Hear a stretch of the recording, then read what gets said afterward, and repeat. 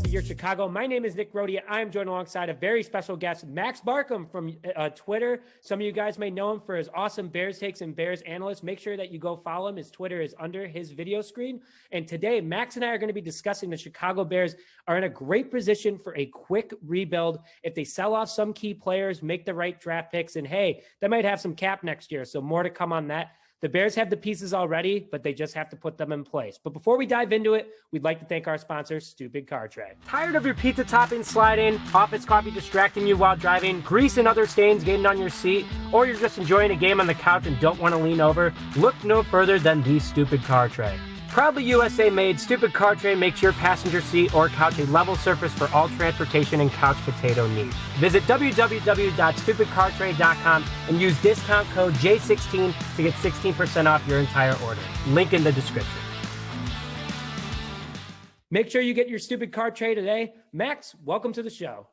Thanks so much for having me on, Nick. We've had a bit of a relationship through podcasting for a while, so I'm glad we were able to make this happen. Yeah, man, absolutely. It's crazy. So I met Max was one of the first people that I followed on Twitter back in November 2020. And Max is absolutely blown up over the last year with his following, as some of you guys may know. And he's always been very, responsive. You have questions, you have things you want to talk about sports, make sure you reach out to Max. So Max, let's jump into the overview today.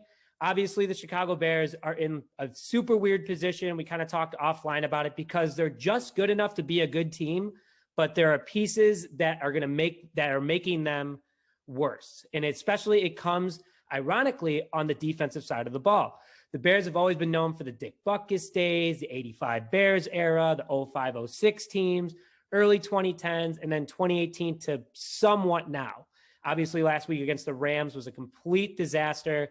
You know, the current defensive unit is aging, has some bad contracts, hasn't really been as electric in 3 years. And yes, it comes after one game. We know that. We're Bears fans. We freak out over everything. So overall, the offense too, young, growing. Really, the Bears haven't had an electric offense in the last 30 years. You could say 95 under Eric Kramer. In 2013, the first half of the season under Mark Trestman before the complete disaster, and somewhat of 2018. So the Bears have a lot of young pieces now. Both sides of the ball, something to be excited about. So Max, before we really get into it, did I miss anything about the Chicago Bears franchise that you want to hit on before we get into specifics? No, I'm good to get going into the specifics. That's perfect. All right. So easy for the offense. Let's start over there. A number one quarterback. The future is looking very bright with Justin Fields. There's no doubt about it. He looked awesome in the preseason, looked great in training camp, and had some awesome flashes against the LA Rams. Justin Fields already has more points than the entire Green Bay organization as a whole, so that shows how bright our future is. Personally, I think that 2023 is going to be the year Justin Fields is an elite top 5 quarterback, making some potential big name lineman moves, getting some receivers and more. So Max, when do you think Justin Fields will truly blossom in the NFL, or should he start immediately? What do you think? Yeah, so I've kind of I don't know. I've taken a contrarian take on this, where I was one of the few people that said, let's start Andy Dalton. And me too. Yeah. And there's not too many of us out there, and you can catch a lot of heat for saying that. But I think there's a couple reasons for that. And reason number one, I think, is kind of like what you mentioned already, is that Bears fans are so emotional and we can be toxic at times for sure. And I think imagine this: if Desai was able to get our defense back to a 2018 sort of standard, and we were playing super well, Super Bowl defense, the offense, we had a lot of weapons. Mooney's taking off, A-Rob's doing well, Montgomery's taken off as well. I mean, as far as last year, he's been doing great end of last year. And then we've got Kmet, we've got all these weapons. But Justin Fields, he's a rookie, he's going to struggle. So what happens if we've got this veteran Andy Dalton on the sideline who can maybe be just that much better than Justin Fields? And you're going to have this battle between the fans and between the staff. Again, either way, I think if we were, I don't know, let's say 8-5 or 7-7 or something like that. We were in that range of getting to the playoffs, but we just needed that extra bit. And you might have fans reach out, or you might have fans start cheering for Andy Dalton, wanting to get Dalton in there. Might not be many, but just even having any. And the big thing is with Nagy. Nagy needs to get this offense going. So if Justin Fields starts struggling, like, we're going to call for his head at the end of this season in particular. And we're going to say, well, we've only got 3 years left on his rookie contract. Let's get rid of Nagy. Nagy hasn't done anything yet. So I think it's super important that Nagy, in a sense, really is against Dalton. And what I mean by that is against Dalton in the sense that he understands that Dalton is not the guy. And he needs to be clear on that in his head, so that if we put Justin Fields in, he's not thinking, oh man, maybe I should put Dalton in if Fields is struggling, if that makes sense, And so I really do think that we're at that stage even now. Dalton really just confirmed who we thought he was. And he's a guy who's not going to make a lot of mistakes, but he's not going to take a lot of risks either. And he's a starter who wants to keep his job, and he's playing like that. Yeah, I totally agree. I'm with you. I'm an Andy Dalton pro. I'm pro Andy Dalton too, still entering week 2. And I don't think he did that bad. He had a 71% completion percentage against the LA Rams. The Rams being a tough defense, but also Matt Nagy did not allow Andy Dalton to throw the deep ball. That's right. And that's not Dalton's fault. And, Dalton could have changed the plays at the line. There's no doubt about it. But we don't know what goes on in that Chicago Bears locker room and that control that Matt Nagy has on his players. I mean, Mitch Trubisky was already saying when he left Chicago, I am so much happier here. I feel more of a football player. Like, some of the comments, he was taking complete shots at Matt Nagy and the organization. So I agree with you that, if Justin Fields were to struggle, that's who we're going after.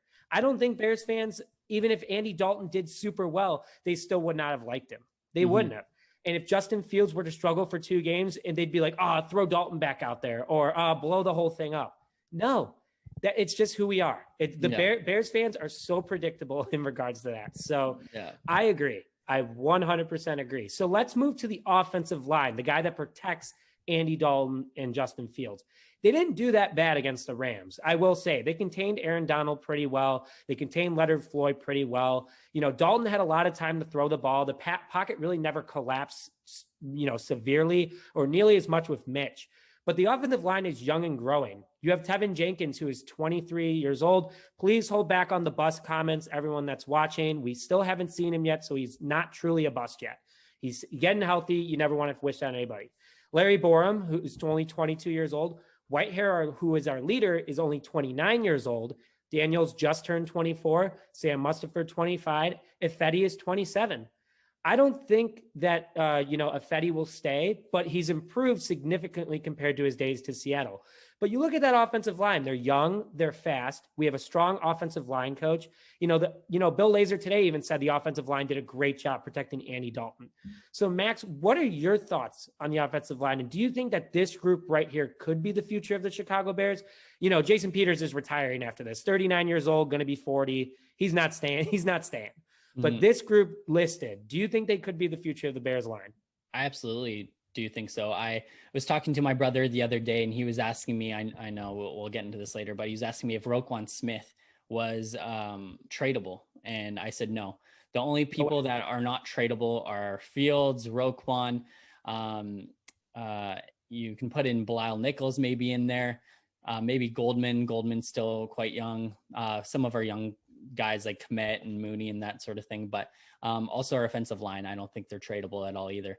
And largely because of what you said, they played quite well. And I do think Nagy had a good game plan in the sense that he kept it short. But the thing is, he needed to mix it up at least a couple times, just a couple deep shots. Even then, if you take just the shots, it's going to get into the cornerbacks' heads that, oh man, okay, I need to watch back because Mooney can get in behind me, even though they haven't completed a pass behind me. Like I need to be careful of that. And so Nagy, his scheme was fine. And we saw that it largely worked, but the fact that we were down by 2 touchdowns with 3 minutes left and we didn't take a shot past 15 yards is absolutely ridiculous. And so, but yeah, going back to the offensive line, they held their own within that scheme and they helped, like I don't know, Montgomery wasn't fantastic, but they did open holes at times and they did give great protection against guys like Aaron Donald and Leonard Floyd. And Leonard Floyd took off last year, unfortunately. He had to be on another team and not on ours. But I just think that talent you have on, and you know what? We weren't contending this year anyway. And so Tevin Jenkins, his injury might be a blessing in disguise, because if you think about it, Larry Borum, hopefully his injury is not too bad and he'll be back playing left tackle right away. But if Larry Borum can become a good starter in the league, he doesn't need to be elite, but if he can be one of those top 10 sort of left tackles, maybe even top 15, and you can move Tevin Jenkins back to his right tackle position, that's fantastic. That could be huge. So more than anything this year, of course, we want Justin Fields to take off, but watching Larry Borum take over that left tackle position, if he plays well, that is huge for us Bears fans. I'm excited about them. James Daniels, Mustafa, and Whitehair are all solid in that middle area. Obviously, they can beat you better, but I think as the season goes on, you're going to see them get a little bit more chemistry. But I think the sky's the limit for these guys. They're not as bad as everyone's making them out to be. I thought they did great against potentially one of the number one defenses in the league. They did a good job containing their linebackers, their linemen. And then also, you were kind of saying how, David Montgomery was the entire offense. He was an absolute animal against the Rams, blowing off guys. We're going to go into the running back room next. I know I have wide receivers and tight ends next, but let's go to running backs after this.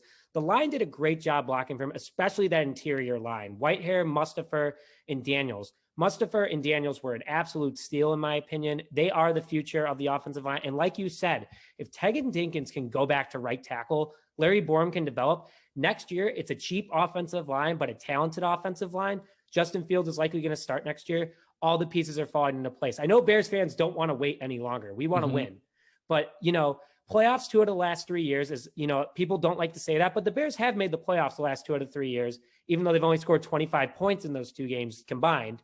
It's overall, this offense is coming together. So let's go to the running back room, Max, real fast. David Montgomery, I didn't hear you say that he is untradeable. Did you mean to leave him off, or that's kind of question. We've got some nice young pieces.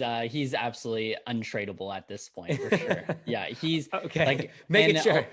Yeah, for sure. And I probably even missed some other players, but largely when you think of that untradeable feature, it's someone who's talent hasn't been quite realized yet, and that you are projecting them to go up. And I think he's just coming into his prime. He's not even there yet. And largely we can say that because the offensive line isn't there yet.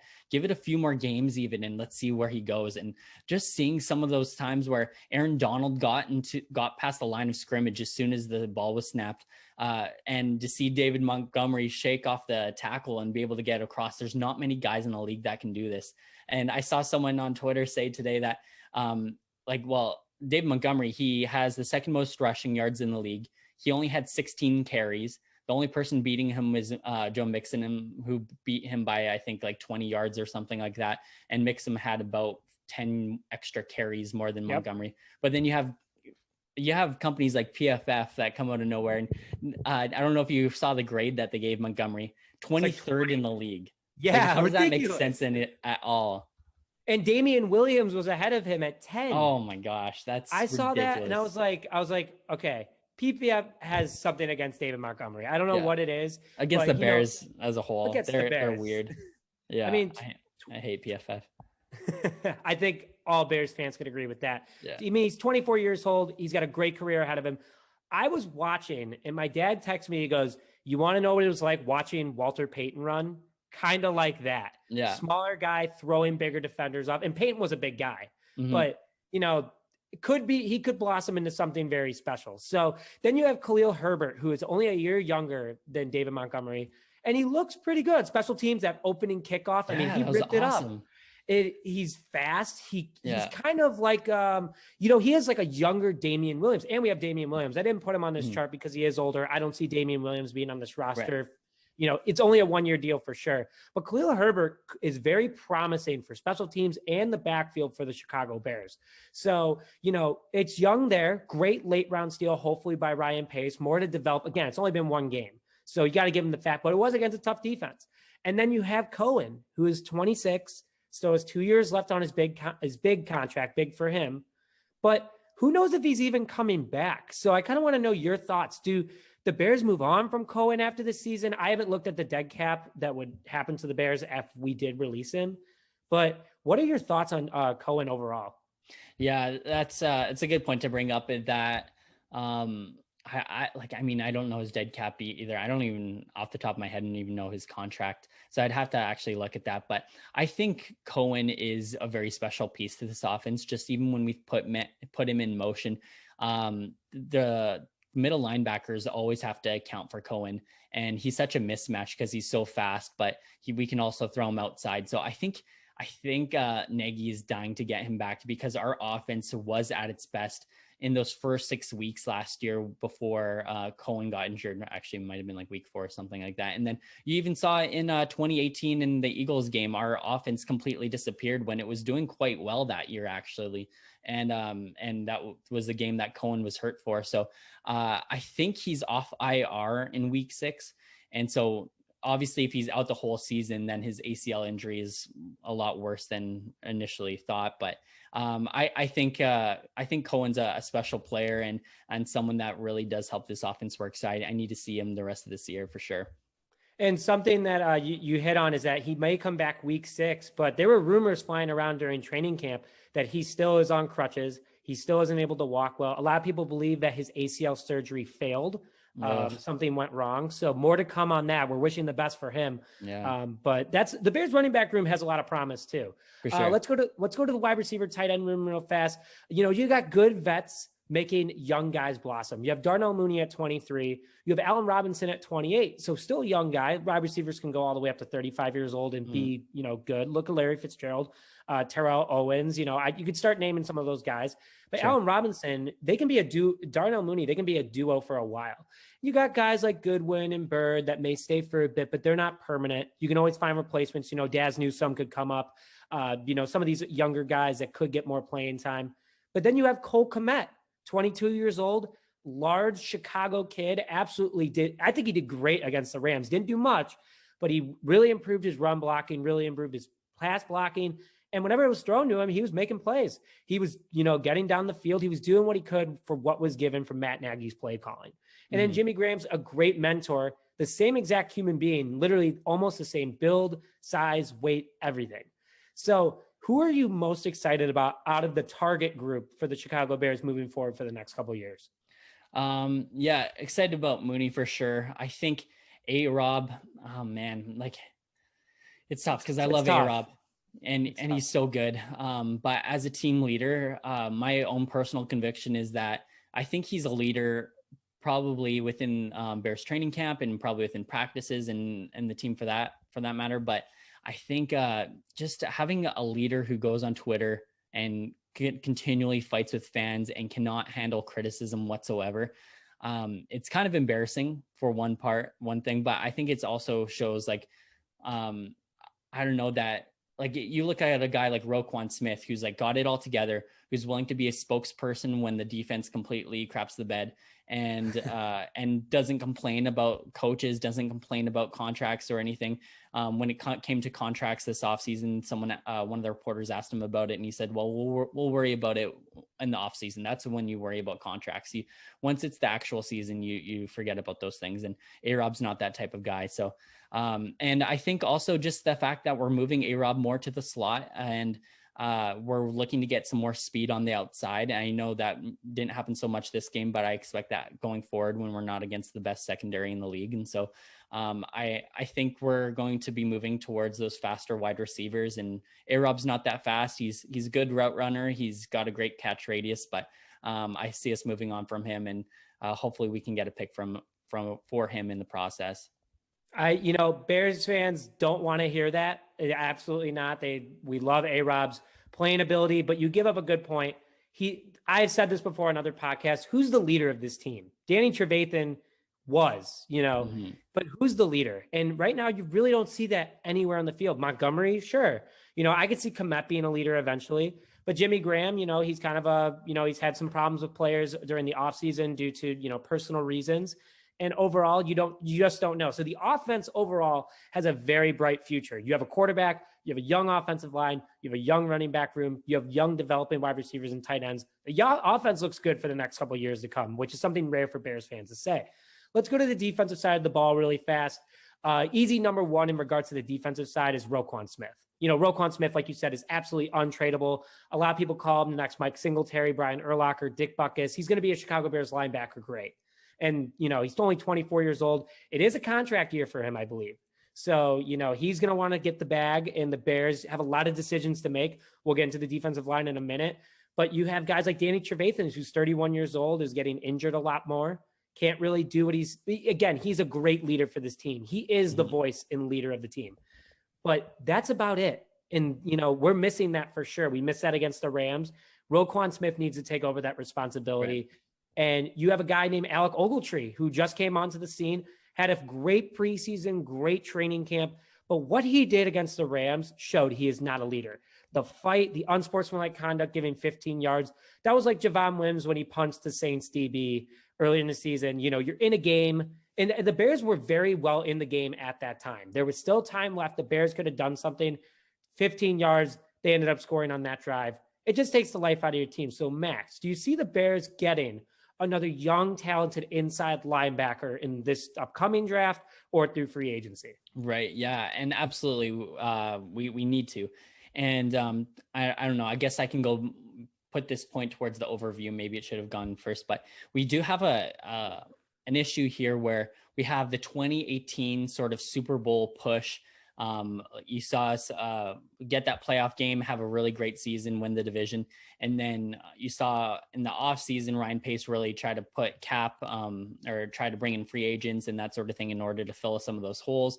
And then you also now have Justin Fields come in who completely resets. And so you have these two eras of running back oriented, really tough defense, that sort of team. And then you have the Justin Fields, super fast, super speedy, young sort of team. And they're clashing right now. And we need to get rid of that 2018 team. And Danny Trevathan, he's a part of that. Akiem Hicks, we'll get into the DL, I'm sure, after, but some of these guys that are aging and it's showing, and they're not playing at their how they were playing a few years ago. And so unfortunately, I love Trevathan, but he's a guy that there's teams like the Browns where they have horrible linebacking. They are a contender this year, and I think we can get a decent pick for a guy like Trevathan. Yeah, I 100% agree. If they do blow it up, if the Bears end up blowing it up, and the Browns are gonna, I believe Trevathan has to wait till week 4 to come back off the short IR, which was unfortunate because the Browns could have gotten a look at him because we are playing the Browns in week 3. But you never know. You raise a really good point, and like you said, let's go into the D line. That D line is 100% 2018 thick and thin. They're Hicks, awesome. $12 million. Yeah, they're awesome.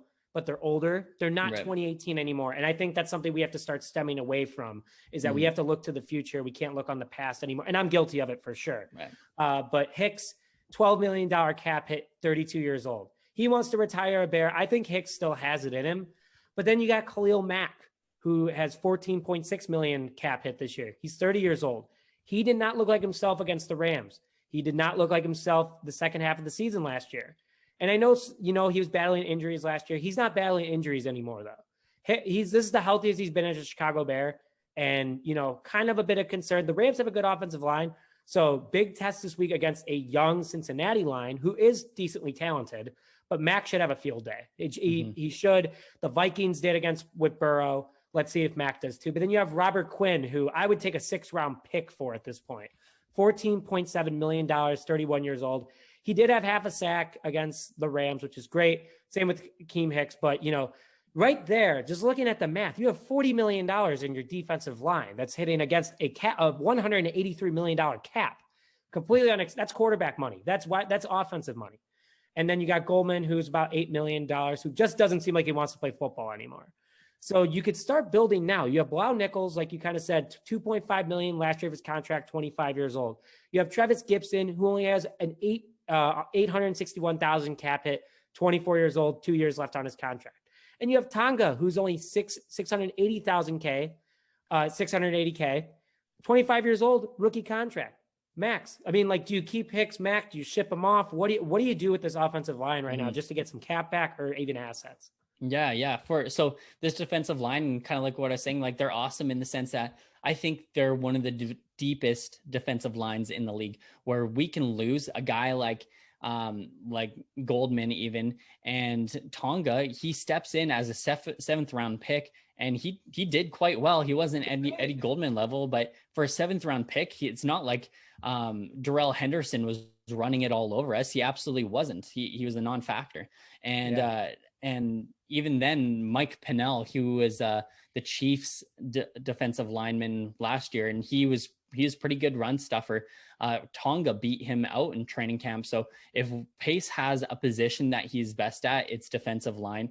And if we lose Hicks, and even just guys, mentioned like Demario Blackson and Mario Edwards, and like these guys, they step in all the time and made plays. And we even saw with Brent Urban last year and RRH the year before that. Like these no-name guys step in all the time and play really well with our defense. So I think it's time to blow up that 2018 side of it, though. Absolutely. I agree. And shout out to Brent Urban. Miss him a lot. And shout out to Kate Urban. She is so much fun on Twitter. I'm going to tag her in this because she always replies. She's honestly the best. Shout out Kate Urban, Brent Urban. I think they're so cool with the glove giveaway and everything. So shout out to them. Before we end things, I know we were going to hit on the corners. Obviously, that's a big concern. But I want to hit on one more thing with you before we wrap up. Is what do you do with Eddie Jackson and our Bears fans overreacting with how he played week 1? I think they're overreacting. I think, but I get it too. It's like he's an all-pro. We pay him to be an all-pro, and he's continually making mistakes and missing tackles. And then you get those sound bites where he's going up to guys saying like, yeah, you can go tackle a guy. Anybody can tackle a guy, but you need to be able to punch the ball out. That's where the money's made. And then you have Eddie Jackson multiple times on Sunday missing tackles. And so he's got to be better. And it's tough because I don't think he's tradable at this point, because I do think he can get back to that all pro sort of version of himself. And it's a lot of cap to eat if we're going to trade him. And I don't think he's got really strong value right now, just based off what he's given us. So I think he's a guy that he's young still. I think he can get it figured out, but I don't know what it is at this point. And though it's not scheme, it's not Tayshaun Gibson, it's not the fact that we lost Adrian Amos at all. It's just the fact that Eddie Jackson is in his own head, and he's just not sticking to his fundamentals, and he's not the leader that we thought he was. But it's not. I think he can absolutely get back to that point. Absolutely. You know what? I've been hard on Eddie Jackson because of that game, because I'm a huge Eddie Jackson fan. I have his autograph, right next to me. That's the number one thing I look at when I'm doing this stuff. I'm a huge Eddie Jackson fan. I know you are too. My co-host London is as well. But let's give him a couple more weeks. If it continues, then there's a concern. Right. But overall, do you think that the offense is literally about to be put into place, kind of what we hit on? Can the defense do the same thing in a short period of time, or do you think the defense is going to take a little bit more time to develop? Yeah, so I think what we need to do is next year we don't have a whole lot of picks because of the Justin Fields trade and for trading up for Tevin Jenkins. And so I think what needs to happen is this is tryouts right now for next season. And we're going to see what we have in our young guys and even in our old guys, even guys like Mack, and see if he can get back to where he was at. And it's a difficult situation because we don't want to think about parting with guys like that when he's got a few years on his contract still. But the truth is he gets paid to sack the quarterback, and he hasn't been sacking the quarterback. So I do think that the best case scenario for the Bears is see who's willing to step up and lead. And then what we need to do is, because Justin Fields is on his rookie contract right now, and so we need to make the most of this next 4 years, 5 years with the option and that sort of thing. So I'd say based on how these next few games go. If they kind of go how we think they're going to go, where it's going to be rough and we're going to struggle and probably lose a lot of games, I think the sooner you blow it up, the better.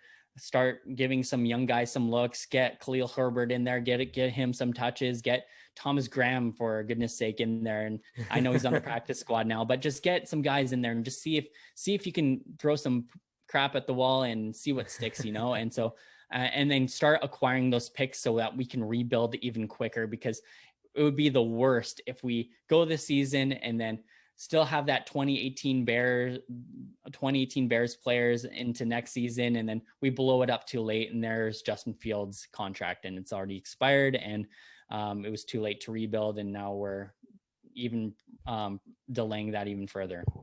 I agree. Wow. I mean, this has been great, Max. Seriously, I think I'm happy that you see that there's a light at the end of the tunnel right now, but it's a small tunnel and the Bears definitely have to take advantage of it. So Max, thank you very much for coming on today. It's been an absolute pleasure talking to you, and it's always great to hear from you as well. Awesome. Thanks for having me as always. It's appreciate that. Yeah, absolutely. Well, thank you very much for joining this episode of Just Another Year Chicago. My name is Nick Brody, joined alongside Max Markham. Sorry, Max. And we will see you guys next time.